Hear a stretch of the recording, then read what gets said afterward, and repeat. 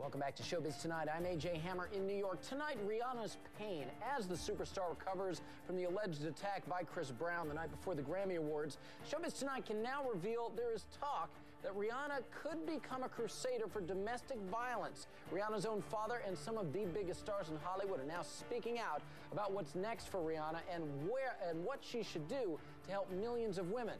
With me in New York tonight is Marvette Brito. She's a celebrity publicist and founder of the Brito Agency. Also in New York, it's Cooper Lawrence, who's a psychology expert, syndicated radio host, and author of this fine and fabulous new book, The Cult of Celebrity. I want to begin with Rihanna's dad tonight. He's the very first person to say publicly that he saw his daughter with bruises. I want to read to you what Ronald Fenty told People magazine, quote, "There is some bruising. She will be all right. At some point, she will speak out. I hope she will stand up for women all over the world." Stand up for women all over the world. Cooper, what do you think? Rihanna, who has said nothing so far, has she already turned into a symbol of domestic violence in America?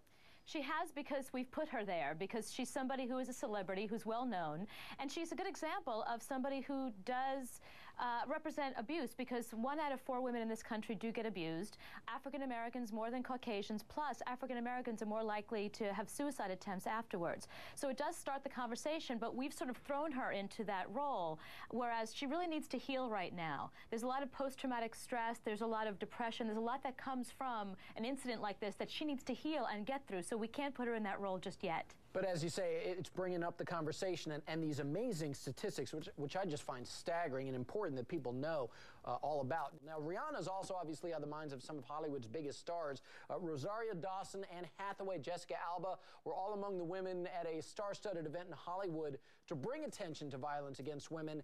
And what happened to Rihanna was naturally being talked about. Listen to what Jessica Alba said, quote, "When things happen publicly, it just makes it more a universal problem that more people can relate to." So Cooper, really, as you're saying, that's what's going on here. Millions of people are just relating to Rihanna's situation right now.